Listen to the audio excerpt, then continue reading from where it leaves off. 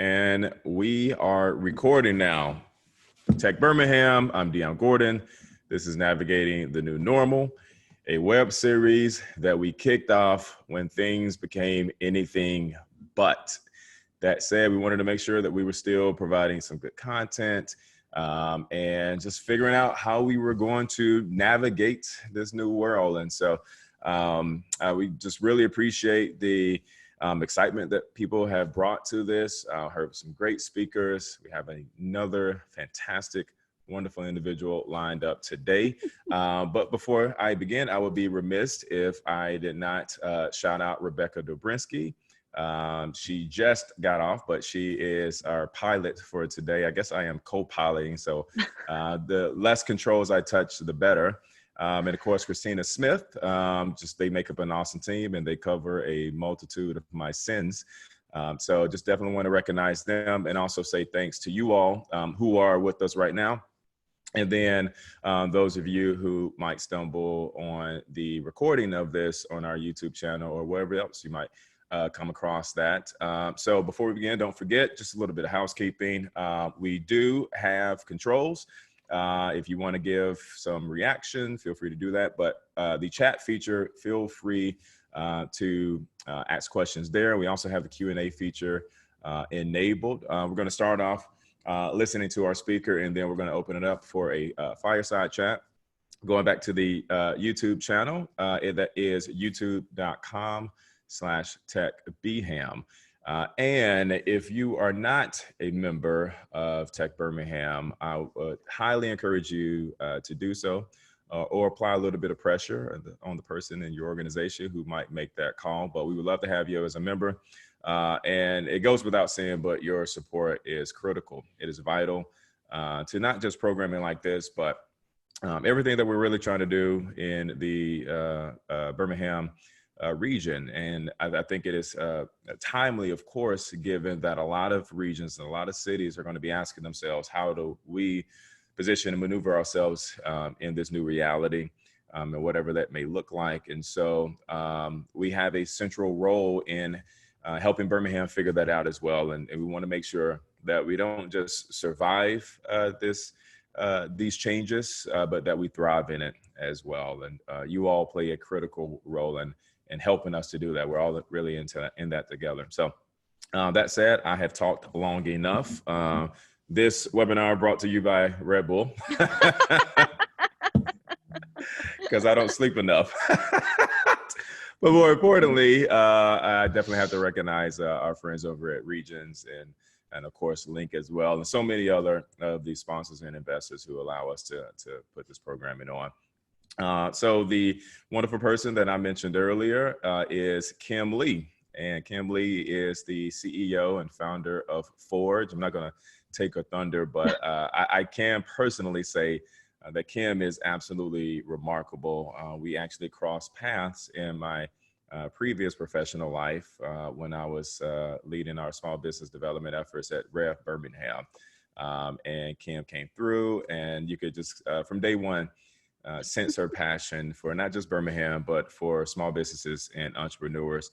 And here, I guess a few short years later, she has developed what is arguably the most inclusive, fun, co-working and gathering space in the heart of downtown Birmingham, in a beautifully restored building. It really is in a lot of ways symbolic of the change that has taken place in Birmingham over the past 10 years. And so, and she obviously, as I mentioned, is passionate about this. She serves on a ton of executive boards, and she actually happens to serve on TechBirmingham. So that is one of the ways that she gives back. So we are incredibly grateful for her.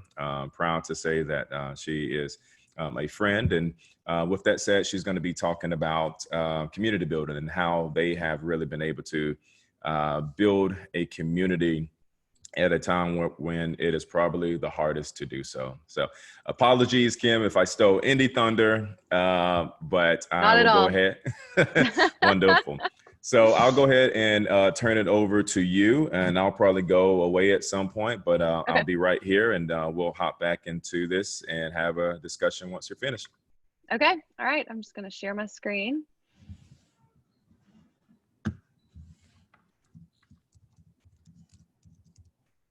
Okay, I just want to make sure that y'all are seeing what I'm seeing with my slide. So great. Well, thank y'all so much for being here today. Like Dion said, my name is Kim Lee. I am the founder and CEO of Forge. We are a co-working space, and we are located on the mezzanine of the Pizitz Building. So if you've ever been eating in the food hall and you looked up and you saw all the glass windows and wondered what that was, that is us. We are a co-working space, and people are working very hard up there every day growing their businesses. I am also a member of TechBirmingham. This is my first full year to be on the executive board. So it's been very fun and very exciting. I love what TechBirmingham is doing for the city. So I will reiterate what Dion said. If you are not a member, I would highly encourage y'all to join. It's a great organization. It's a great way to meet other people who are doing awesome things in the city, but also to really support and grow our ecosystem and the ability that we're able to make really in the whole tech community. So it's great. And there's my plug for TechBirmingham. Join and be a part of the awesome work. And then most recently, myself, along with my team and the other co-working spaces in Birmingham, we have been meeting together to work to form a Birmingham Co-working Collective. So that's one of the fun things that we have been doing to try to build more awareness and support for other space owners and people who work in co-working spaces to build like a citywide alliance of co-working spaces. But I also wanted to just share just a little bit so you know who I am, a little bit more about me who's talking to you. So this is my family, my husband Murray, and I've got 3 great kids who are 14 is the oldest, Ella. My son is 12, Miller, and our youngest is 10, Sarah Wells. And so, you know, I am a mom who's been working through this crazy time. But I will say, parents who have kids younger than mine, you have all my admiring everything, because my kids have been old enough to kind of do it and make it on their own. And of course, with our help and supervision, but parents out there with little ones who are at home, like, y'all are awesome. And even during the low times, y'all are doing something amazing. So don't underestimate what you are accomplishing right now, because it's insane. Also, just a little insight to who we are as parents. We got a Corona puppy. So we told our kids, they started begging from the very beginning for another dog, and we said no. And finally in May, we caved. So I don't know what that says about us, except for we now have an even crazier life with a cute little puppy. So now we have 2 dogs. But anyways, I wanted to start out just with a little picture of what's going on. So this is the creek. We have a creek that runs through our backyard, and there are 870 hours in a year, and about 8,760 hours in a year. So about 8,755, the creek looks like this most of the time. 2 weeks ago, this is what the creek looked like in our backyard. It was insane. It rarely looks like this, maybe 2 times since we've lived in our house.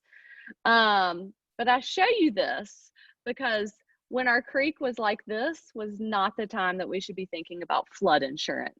When the creek is nice and calm and everything is great, that's when we should start building the foundation to protecting ourselves and protecting what could happen. And so that's kind of the way that I think about building community in your organization. So Christina and Rebecca thought of Forge as a company, an organization that's really building community during this crazy time, because that's what we've been doing. We've been working really hard to keep our members, our community connected. However, if we had not built our foundation for community from the very beginning, the efforts that we've done over the last couple of months would have just seemed superficial. So if you join this webinar today thinking, okay, great, I'm going to get a few quick ideas on how to connect our team that's no longer together and how to build community, I hope that I don't disappoint you. I will share some ways and some things that we have done to continue to engage our community and keep everybody connected.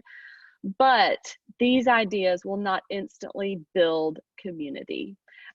These are just things unless there's a foundation and an underlying like core value of what you're doing. So today, I really wanted to first talk to you about our foundation and why I started Forge and the core of everything that we do. And then through that, we'll share some of the things that we've done. And then the last part of this webinar, Dion is going to join me back and have sort of like a little fireside chat. So for me, I truly believe that if you want to have community within your organization, it has to be a core value. If you want there to be that strong connection with your team members, with your staff, with your coworkers, that it really has to be part of what you are and what you do as an organization. If not, you'll plan things like staff lunches and everybody will be happy not to have to pay for their lunch one day that week or prepare the night before what they're going to take for lunch. But it's not gonna reach people and build community.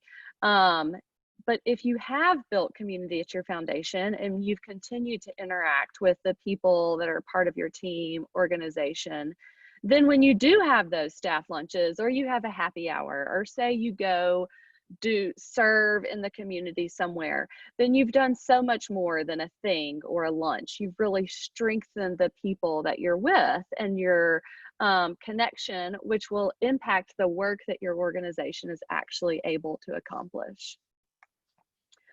So this is a picture of Forge on our first opening day ribbon cutting ceremony.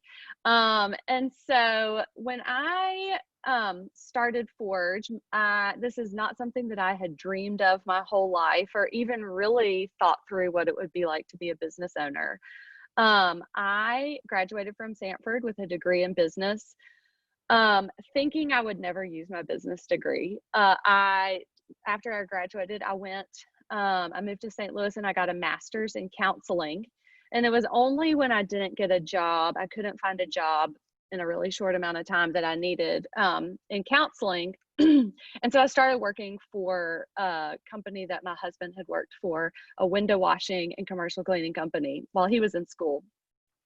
And it was at this organization, this job, a cleaning company, that I really found out how much I really love business. I love business as a service. I love that you can use an organization to serve people, to serve the people that you work with, and really gave me the love and the passion for business. I loved my business school. I just didn't think that that was for me.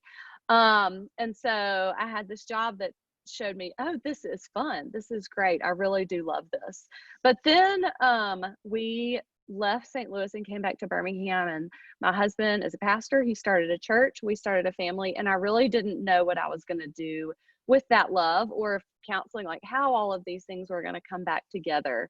And so when our youngest was 4 is when I started realizing, okay, I think it's time for me to go back to start doing something. I didn't know what that would be. So I did a little bit of consulting and business operations and development.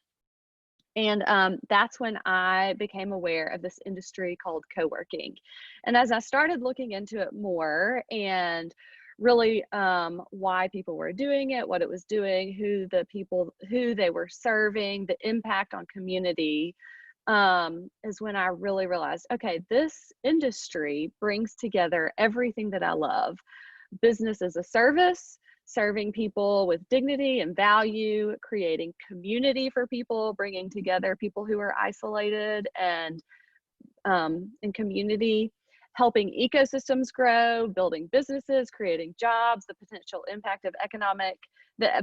economic impact on a city. All of these things was like, I never imagined how all of these things would collide into one industry. And so that's when I slowly started moving forward with what it would look like to start a co-working space, which is probably, you know, about 2 or 3 months before my paths crossed with Dion at Rev Birmingham.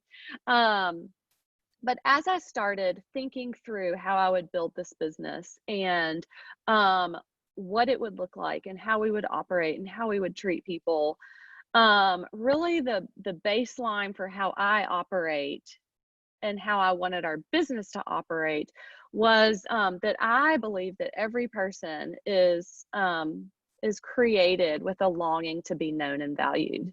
And I believe that every person deserves to be treated with dignity and to be served well. And so, you know, even people who are extreme introverts or extroverts or anywhere in between, there's still a longing to be known and valued. And so that's what draws me to co-working and looking at business, any type of business as a service, and that any type of business that you're in a hospitality business. And it doesn't just have to be like, oh, I'm in hospitality. Clearly we are serving people, so it falls somehow under hospitality.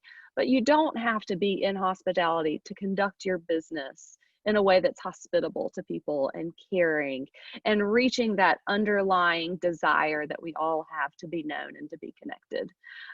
So this is what I love about co-working so much. Most of the people that we are serving and who are members at Forge have been at home and have been in isolation for some time. And they come to Forge because they just can't do it any longer and they have to get out.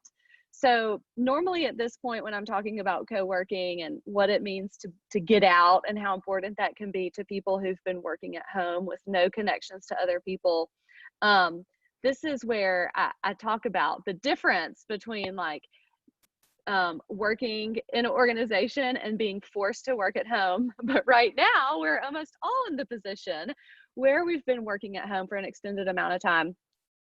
So you are all very familiar with what it's like working from home and isolation and how it can play on your mind.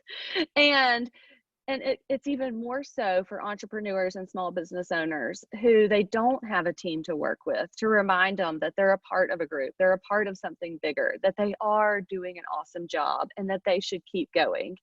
And so what we love at Forge, and as we think about how we're building our foundation of community and how we're treating people and what we want our organization to stand for, we get to enter in alongside our members and we get to treat them with dignity, remind them of their value and the value that they're of the work that they're doing, letting them not know that they're not alone in this awesome but very hard work that they're doing. And we get to connect them with other people in their endeavors. And so I realize as I'm saying all of this and you're listening, like there's a big difference in the way that I am talking about treating our members, which are technically our customers. And most of you listening are probably listening with the perspective, okay, well, I need to build community within my organization among my employees, or I'm thinking, how can I do this with my coworkers? How can we start and build better community or keep community going for however long until we're not going to be back together again for coworkers or employees. And so, you know, just thinking about this, if you think about the best bosses that you had or the best organizations that you were a part of, the leaders or the teammates who you were drawn to and who made that job so great were probably always the servant leader. They were always putting other people ahead of themselves, seeing how they could serve people in that team. And so in order to build community and keep that community going within your team, you've got to start, I believe, with a foundation, just the foundation of how you treat people, that everybody in your organization longs to be known and valued. And when you start with that, if somebody's looking at you with that perspective of being known and valued, and a different leader who doesn't have that perspective, the actual actions that you take could look the same. But if you are invested in your team members or your employees, your staff, versus somebody who's not invested in their team members and staff, the output is going to be different over time. It will be different, and there will not be the foundation of in this together and feeling like you're a part of something bigger than yourself. Oh, whoops. Oh, quick glance ahead. So this is our mission statement. At Forge, we say we are in the business of growing businesses. So we are a professional workspace that serves, equips, and connects our members to grow their business and impact the surrounding community. Our success, Forge's success, is directly related to the success of our members. And we believe that businesses grow when we offer first-class service and hospitality, provide resources to enhance their business, and connect them with other like-minded business professionals. We are in the business of growing businesses. So this has been, it has changed a little bit over time, but really the idea of that we are growing businesses, and we do this through serving, equipping, and connecting our members, has always been the foundation of what we do. Everything that we do at Forge, all the different things that we do, all have to filter through this mission statement. And so if you look at it, it's like, okay, well, it doesn't say anywhere in there about community or people, but the foundation of what we do is that we are serving people and we are treating people with value, and that we want to see them grow and succeed. And so by not having, we don't have to have the words community in there. Like, we are doing these things in everything we do. And so last year I spent a good amount of time last summer really trying to be intentional about every aspect of our business, everything that we do, the way we interact with people, the way we create systems, the way we say hello to people, the way that we answer our phone, to really make sure that every aspect of our business is filtered through this mission statement with the idea that we want people to feel like they belong and they're connected and they're valued. And so through doing that, we now have a 21 standards of service, which is highly motivated, inspired, and adapted from the book Excellence Wins, which I have a slide of that in just a second. And then we have a pillars of that. We have 4 pillars of foundation, which is experience, exclusivity, loyalty, and connectivity, all ways that are speaking to how we are going to interact with our members in a way that will make them feel part of our community, part of our organization, propel their business, and connect them with other people. And we even have a customer service guidelines with how we say hi to people when they come in, how we anticipate their needs, and how we send them away with a fond farewell so that they feel connected, known, and cared for while they're part of our organization. And so we have all of this in place. And this is, you know, for our, a lot of these are for our customers, for our members, but it also speaks to our staff, speaks to the way that we treat each other, the intentional things that we do for each other, how we take on responsibilities. Because if we don't have those systems in place, although it is at our foundation, if we're not talking about it all the time, they are going to slip away. And if you don't have intentional things set in for your staff, for your team, or for how you want to conduct business, it will intentionally slip. It will unintentionally slip away and not stay as important. So we go to our mission statement every week in our team meeting. We talk about this, we talk about our standards of service, our 4 pillars, our customer service guidelines, so that we are always making sure that we are doing what we want to do. And, you know, I just wanted to say one thing about community.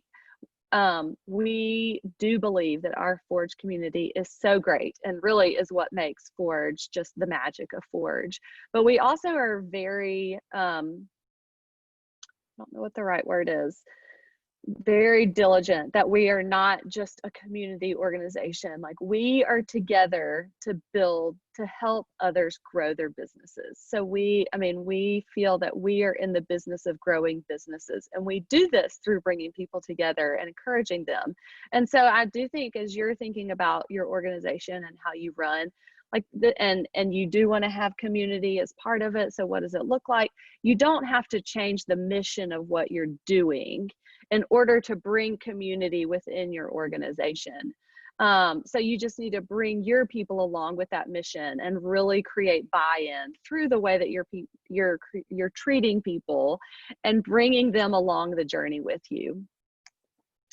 So this is the book. I would recommend it to every business owner. It is Horst Schultz was one of the co-founders of the Ritz. And I'm a huge fan of anything the Ritz does. They are excellent in all that they do. But yeah, this is a great book. Even if you do not even think you're in the hospitality industry, this is a great book for running an organization. How you treat people, how you treat your team, how you grow your team, how you set vision for your company. Hands down, you should go order it on Amazon right now. Just a little plug, not even getting paid for that. So culture is caught. So we are very intentional about the things that we do at Forge. And by us living out our mission statement every day in every single thing that we're doing, we are inviting our members to be a part of our Forge community. And they, in turn, treat other people, our other members, in that same way. So I will say this, we do have awesome, incredible people who are members at Forge, and I can no way take credit for how they naturally treat other people with kindness, encouragement, welcoming people in.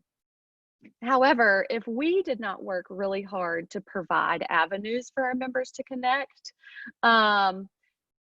and provide, like, if we weren't treating people, welcoming people, connecting people, we would set the tone and set the culture that, oh, we don't talk to people, or, oh, that's not what we do here, so I just need to go in and be quiet. But we are inviting people to participate and showing them, like, this is what we do here. We do treat people well. We do connect people. We provide ways where we want to encourage other people, where we want to hold people accountable. And as our staff are doing that for our members naturally do that for the new members that come into this space. So what does that mean for you as an organization that's not a co-working space? I think that you have to actively work to provide ways for your employees to connect. And you have to intentionally treat your employees in a way that they know that you value them. And that does not just mean provide their paycheck. Their paycheck is not the only way. They need to know that they're valued. So, I mean, and these don't have to be big things, but just letting them know that they're valued by you is what will slowly start to bring your team together if it's not. So now the question comes, like, what if we can't be together? So that's great, but we're not together now. So what does that look like? For the first 2.5 years of Forge, we planned things for our members, and we thought mostly in terms of events in our space. So we know that we are not in the business of selling space. Although I'm a little biased, I do think our space is great. We know, like I said before, we are not in the business of selling community, although we have an awesome community that really makes what we do great. But we are in the business of growing businesses. And growing can mean something different to every single one of our members, whether it's better work-life balance, growing revenue, growing profit, growing team members, growing customers. Growing relationships, growing can look different, but we know we're in the business of growing businesses. So we always thought, okay, what can we do in terms of our 3 points of our mission statement? What can we do to serve, to equip, connect our members? And so, that looked very different every month, whether it was a member lunch to serve or a massage therapist to serve. We wanted to equip our members to grow their businesses with education, or host events that would keep people accountable by sharing goals and, being able to connect that way, or connect our members by having member lunches for new people to meet, having happy hours, provide natural avenues for people to be able to connect. because all of these things reminded our members that they're bigger, they're part of something bigger than just themselves, and they're part of a community that supports them and cares for them, that wants them to succeed. But now we're all virtual, and so it means something different for our members, and we had to think really long and really hard about how we keep our community together and all of our members to feel supported, even though most of us were not physically together. And so, you know, this is a huge shout out to my team. There's two other ladies who work at Forge, Caitlin and Kelsey. And if you've ever been to Forge, you know how great they are. And they've always been rock stars, and really what makes Forge so great, because they just naturally exude all of these things I've talked about. But over the last few months, they have stepped up to be like even bigger rock stars, if that's a possibility, to really embrace this idea like that we're virtual, but we still really need to keep our community connected, because remember, our community is people who already feel naturally, and what they do makes them isolated, because they're not part, most of them are not part of a bigger team, they're not part of a bigger organization. And so it was so important for us to keep our members connected. And so I really, one of the biggest lessons that I've learned in business is when I was working at that window washing company. And one of the like ground rules, every customer, every time we showed up at a house, no matter what, the truck, if it for commercial, for the window washing, it was residential window washing, they would pull up, the team member for the day, or the head person for the team for the day, they'd pull in front of the house, and somebody would immediately get out of the truck and go to the front door while the rest of the team started unloading the ladders and the squeegees and everything. And the person would go to the door and let the person know, hey, Mrs. Smith, my name is Kim. I'm here with King's Window Washing. We are unloading the truck. We're getting ready, but we're going to start washing your window in about 10 to 15 minutes.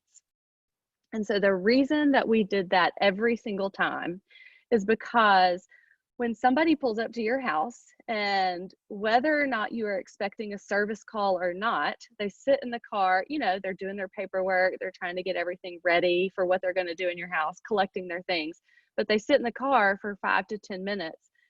As a homeowner, you naturally have anxiety. Like, what is that person doing? Why aren't they coming in? Or who is that person? And so it was our intention at the Kings to remove any anxiety from the very beginning.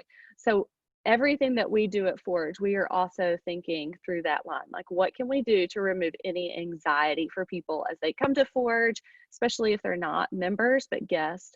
And so what we wanted to do with the shutdown is put ourselves in the place of our members. We know there's so much anxiety right now. So what can we do to start removing that anxiety? So one of the first things we did is we called every single one of our members just to check in, see how they're doing, see how their business is going to be affected, what they're feeling. And another way that we wanted to deal with this anxiety is we provided at the beginning very quick, very relevant content that address the daily changing needs of business owners. So then as we worked through that, then we wanted to provide ways how we could connect our members. What could we do to bring people together? Although it is anxiety, we still need each other and we can't be together. And so we'd always had an active Slack channel, but we bumped that up, started having just like funny questions of the day, really ways for us just to be able to chat and for people to pop in, pop out, learn. I've learned some interesting things about people, but really just a way for people to connect. And then through Zoom happy hours, we did a variety of different things, from fun to, like, we did trivia, which I always lost, except for the Forge trivia. I won that, but I didn't participate, but I did know all the answers. But fun connection, and then also like real emotional, like, how are things going in your business? How have you pivoted? We had several times 3 or 4 Forge members just share what was going on, and us were able to ask questions. And so we wanted to provide ways to remove that anxiety and to connect our people where they couldn't come together and they didn't have a team that was pulling them together. And so really, as you are listening to this, thinking about, okay, well, they're a co-working space, so their people are used to having happy hours or doing these things. But what is my takeaway? What can I do as a business owner, as a team leader, or as a coworker who's feeling really disconnected from my team? So the first thing underlying through everything of what I've said and what we do is that you really have to care. You have to care about your people. Like, bottom line, you have to care. If you don't care, they're going to know, and community will not be built and not be grown within your organization. And then you also have to care about your culture. You could care about people, but if you don't care about your culture and you're not intentional about your culture, then it's going to slide and the community will not grow. And the second thing, I just said this, is you have to be intentional. So one of the things that we did most recently, as it looked like people were going to be staying away longer than anybody anticipated, is we wanted to send a little piece of Forge to all of our members. So here's a quick little unboxing from one of our members. And we were very intentional about everything that we put in there. So we usually have M&Ms at Forge. The little puff balls are actually, my daughter wanted to start a business. So that's something that she did over coronavirus. But we always have M&Ms for our members at Forge. So we wanted to send them M&Ms. We always have coffee domestique, which is fantastic and is a great reason to join Forge because it never runs out. But we couldn't send coffee, so we sent a coffee cup, our mugs that everybody drinks out of every day. We always have mints at the front desk, and so we sent home some of the mints. But we were very intentional about what we sent in that box because we wanted to send a little piece of Forge. So you don't have to send boxes to your people, but you do have to be intentional about the things that you do, little things, big things, because without the intention, it will slide. And so some of you may be asking, okay, I haven't done this yet, but I really want to build this into my organization, the people that I'm managing and working with. But how can I start now when we're not together? Is it going to seem superficial? Like, is it too late? And so I have a business coach, and I was talking to him about this a couple weeks ago. And he reminded me about, like, in order to have community, there has to be trust. And so trust is like it's like a three-legged stool, and you have to have all three in order to have trust. And without trust, there's not community. So the three legs are: one is character. Do you have good character? And do your teammates have good character? The second is competency. Like, do they trust that you're doing a good job? Like, you have the competency to lead the organization, to lead your members? And do they, in turn, have competency to do the job? And then the third thing, which is where comes down to building community for you within your organization, is there a common sense of purpose? So do the people that you're working with within your organization, is there that common sense of purpose? Do they know that you care for them and that you think they are a vital part of your organization in order for your organization to grow and succeed? Do you have that common sense of purpose? And do they know that you care for them and want their good as well? And with those three things, if those three things are there, then that's where it's not too late to start, even though you're apart. And maybe you slowly start working on those things. You slowly start reaching out individually to your staff, to your team, to start checking in, check on those anxiety levels, and build the foundation from there. So Dion, that's all I have. And I will share this if y'all wanted to get in touch with me. I'm happy to talk to you about anything that we're doing. That's my email, Kim@workatforge, and our website is workatforge.com. All right. I think I am back. Can you hear me okay? Mm-hmm. Fantastic. Thank you. I first just want to say that Murphy's Law is real. I said, you know what? I'm going to get up get something else to drink. And as soon as I do, you say you wrap it up. So, Sorry about that. every time before that, I was like, okay, I can go, but now let me go. Yeah, never fail. Okay. Let me try to stop the screen share. And of course, now that there it is. Okay, my blocks are in the way. There we go. Fantastic. Thank you, Yeah. Kim. No, that was great. Really appreciate it. One, just some of the resources that you gave out, in particular the book. What was it? Excellence Wins. Excellence Wins. Yeah, and the author was a part of, what was the hotel chain? The Ritz, Carlton. Oh, of course, right. Yeah. Some of the best pillows I've ever slept on in my entire life. I know. Everything about it is the best. Right. Oh, no, that is fantastic. So, hey guys, if you're in the chat, if you have any questions, feel free to pop them in or use the Q&A feature. But so I am curious, kind of going back, I'm sure you all have done it at Forge as well, but it triggered when you were talking about your work with the cleaning company.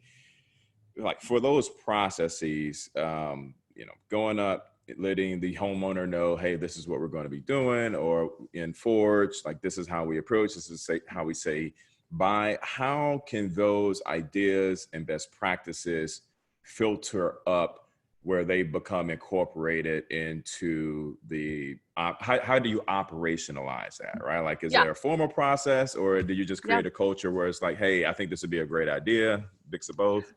Well, I think we were in the camp of, hey, this would be a great idea. But then, but I actually, I mean, I really have studied the Ritz in the past, and the cleaning company that I worked at, like we studied the Ritz. But so I have always loved, I've only stayed at the Ritz a few times, but I do love the Ritz for just all the lessons learned. But they have a leadership center. And so last year at our co-working conference, the keynote speaker was the VP of the leadership center for the Ritz. So I was like totally geeking out, but I was so blown away. I knew a lot of the intentional things they did, but so blown away with their intentionality. So they have a 21 standards of service. I mean, I did not come up with that. We have tailored ours to co-working and to us. But every employee all the time must have, they have it like in this little trifold card. It ends up being about that big. And it has, they have to have it on them at all times. And it is the 21 standards of service. I think theirs is 21.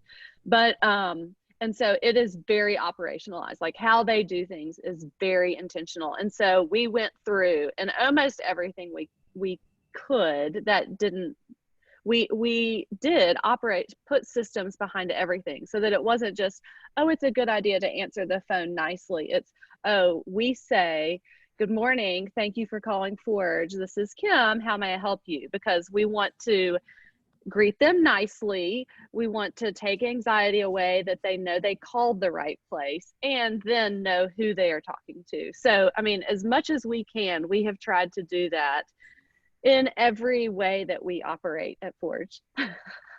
That is awesome. So do you all, how do you go about either retooling or maybe even eliminating some of it? Like how, I guess, sophisticated do you all get? Do you say, hey, 80% love it when we say this versus 90%, right? Or is it just kind of, you're going off of your gut there? Oh, that's a good question. Yeah, I mean, we have like a working document that's our just operating procedures. And I always tell our staff, our team, that this is a working and living document. Like if we are doing something that is not working, that, you know, that say you get the same questions 10 times about how to, I don't know, how to work the coffee. They don't even do that. But, you know, like the same questions. And obviously we haven't put the right system in place and it needs to be changed. So it is always customer, people first centric. everything that we do. And then it's also always can always be changed, always adaptable, but in a way that puts our members first. And one of the things that we say in our customer service is anticipation always. So we want to always anticipate any needs or anxieties that our members, guests may have. And so that as we're anticipating those needs, then that can often change the way that we do things. So that sounds a lot to me like empathy, right? Uh-huh. So do you all go through any structured or formal exercises like that? Or is it just like, hey, this is one of our values, something that we hold dear, just make sure as you're suggesting things that you're always looking at it through the lens of those that we serve? Right. Yeah. We don't do like actual empathy training, which that probably would be good.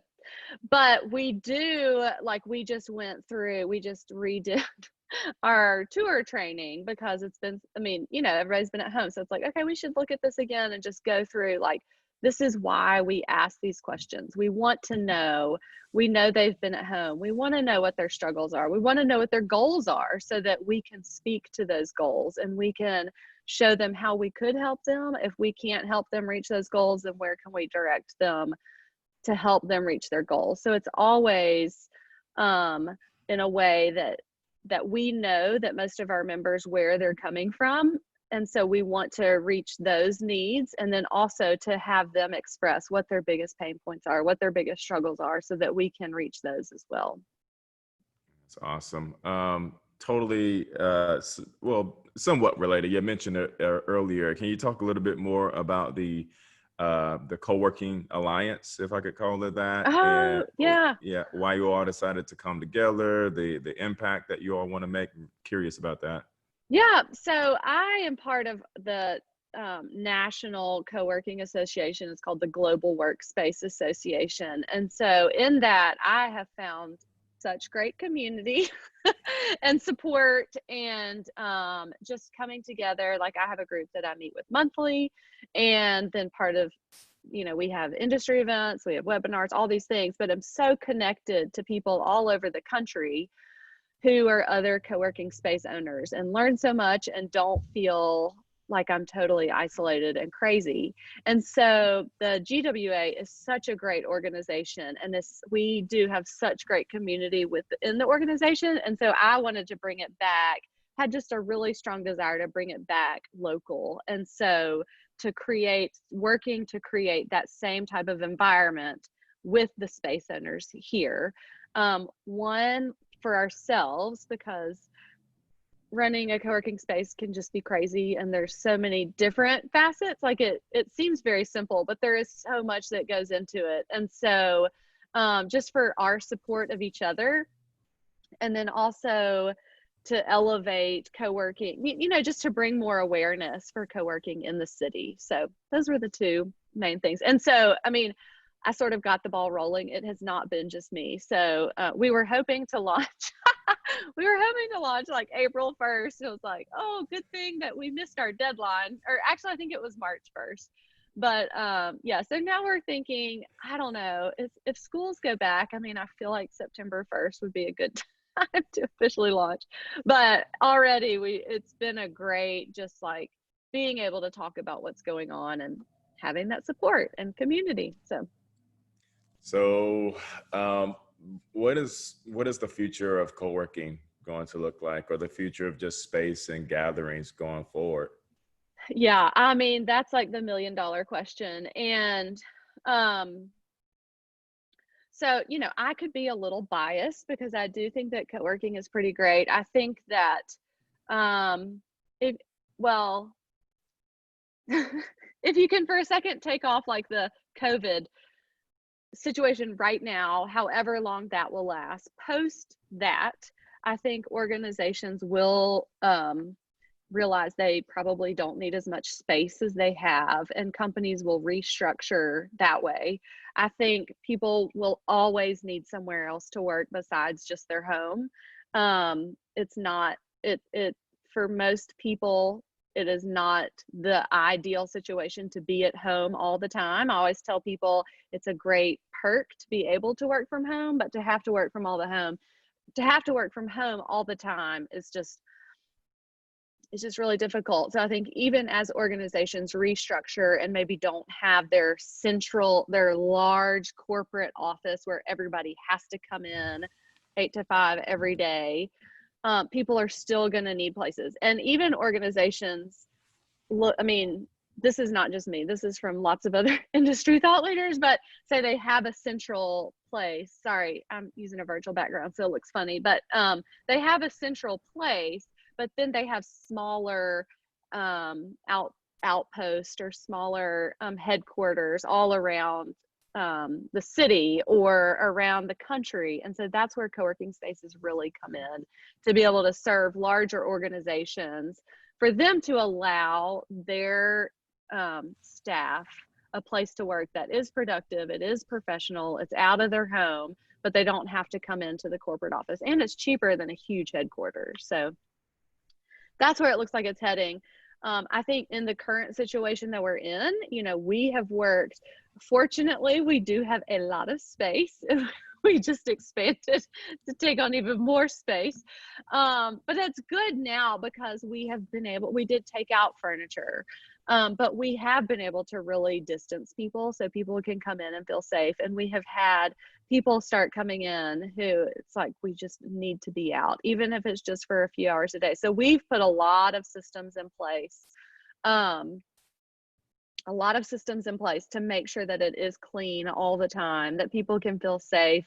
They are distanced out so that while they can't go to, the tight office spaces that they were in, they can come here. Or maybe even they aren't part of a bigger organization, but they were able to work from home, or their small office shut down and they have kids at home or dogs at home or whatever, right. And or their spouse is at home and hasn't been at home before, like just to have a place to go and have concentrated time. Like we do have that, and it is distanced and safe. So, and I think that will continue. I think back to just co-working in the future. I think more people, as jobs have been lost and companies have had to downsize because of financial reasons, more people right now are going to be starting things and are going to be, now's their chance. If they ever wanted to try something on their own, now's their chance, and they're going to need a place to work. Like I think